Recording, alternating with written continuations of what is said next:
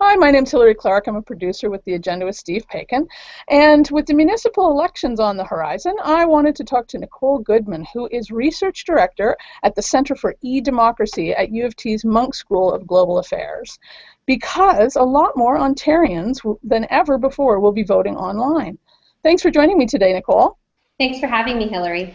Can you just start me off with how widespread is online voting? I think a lot of people don't really realize it's available. How widespread is it in the municipal elections coming up this fall? Yeah, actually, there's 97 municipalities that will be using online voting in the October elections out of a potential 414 that run elections. So that represents about a quarter of the municipalities in the province, and 2.4 million electors approximately will have the option to vote online, which is about 1/4 of the Ontario electorate, the provincial electorate. Wow, that's remarkable. Is it mostly small towns, big towns? I mean, I'm sitting in Toronto, and I know, and so are you, and certainly we're not voting online, and we're one of the biggest parts of the electorate just by numbers. So, is it who's getting this opportunity? I think there's a really good mixture of municipalities. Actually, 70% of Ontario municipalities have 10,000 electors or less. So by nature, the composition of Ontario municipalities, many of them are smaller. But there are quite a few larger municipalities that are moving forward. Markham, for example, I believe they have an electorate of about 300,000. Burlington, Guelph, Ajax, Cambridge. Those are all larger municipalities. The City of Toronto was considering it, but I believe that they're moving forward now, or planning to move forward in 2018. So how does it work? Will people go into a polling station and register their vote, or will they vote from home, like right as if they were doing their banking? Yeah, so every municipality, the way things work in Ontario is the Municipal Elections Act is written by the province. So the Municipal Elections Act allows for municipalities to use alternative voting methods, and then they can kind of adapt their own system. So some of them are offering online voting right through up until Election Day, and it's all remote, so people can vote from home, from their cellular phones, from their place of work, on their computer. Other places are setting up, in addition to the remote voting, they're setting up kiosks at City Hall or public access points such as libraries. So pretty much every municipality has a unique system that they're applying. And so is it mostly for the advance polls, or is it on Election Day itself as well? Actually, a majority of the municipalities, I would say 90 plus, will be offering electronic voting, the internet voting component, right through up until Election Day.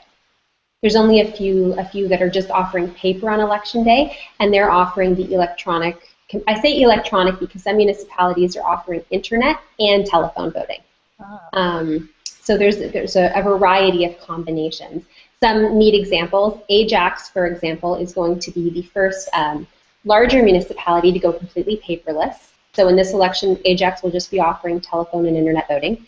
And the municipality of Leamington, for example, is going internet only. And they'll be the first municipality in Canada to go internet only. Wow. I have to ask the obvious question about security. I think, you know, how confident can we be that this is going to capture the real votes of the real people? I think the waters in terms of security have been sufficiently tested at the municipal level. I would say it would be different for provincial and federal elections, but we first saw internet voting emerge in Ontario in 2003. 12 municipalities and townships trialed it then. That increased to 20 in 2006 and 44 in 2010. So I think there's been a lot of learning from those hiccups. Of course, I'm a political scientist and not a computer scientist, so I can't really comment directly on the security, but I know there have been quite a few risk assessments done. Markham, in particular, did a very comprehensive risk assessment. They hired a professor to assess the risks and benefits of voting. And when it comes to remote voting options, such as vote by mail, there's actually a lot more protocols and security measures built into internet voting than there is to vote by mail. So why is it that cities are the ones seeing the plunge, not the feds or the provinces? Or, I mean, it seems like not even the big cities, but sort of mid-sized and smaller cities are really innovating here. Why do you think that is?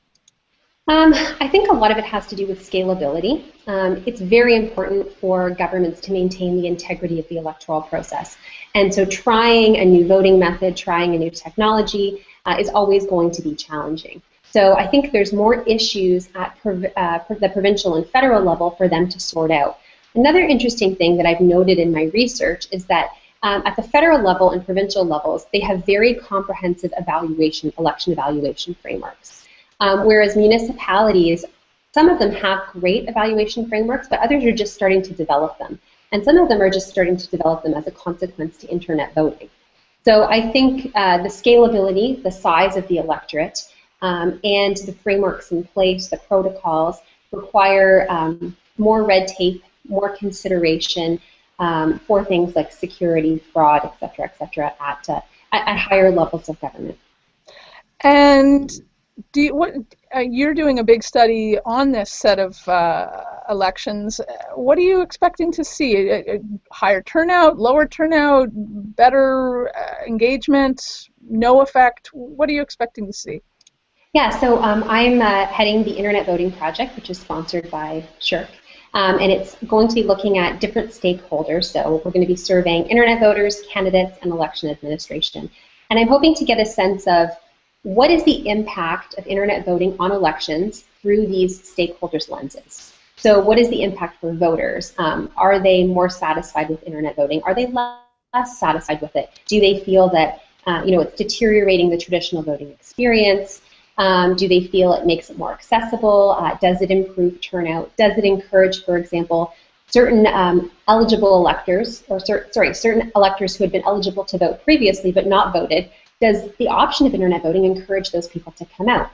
With respect to candidates, how does it impact the nature of local campaigns? One early finding from previous studies is that it makes campaigns for candidates top-heavy as opposed to bottom-heavy. Because internet voting is offered in the advanced portion of the election, we see the advanced turnout increase dramatically because more people want to use it. So when candidates are canvassing door-to-door, they're encountering a lot more citizens or residents who have already voted. Wow. So it changes it a little bit for them. And then with respect to election administration, does internet voting make the running of elections more efficient, particularly counting efficiency? And what's the impact on the cost? So some people are saying that there's a big increase, other people are saying that there's actually a decrease. So what is the effect on that? So all sorts of questions, but those are just some of them. Do you think we're going to see this at higher levels? Do you think we're going to hear this from the federal government or the provincial government anytime soon?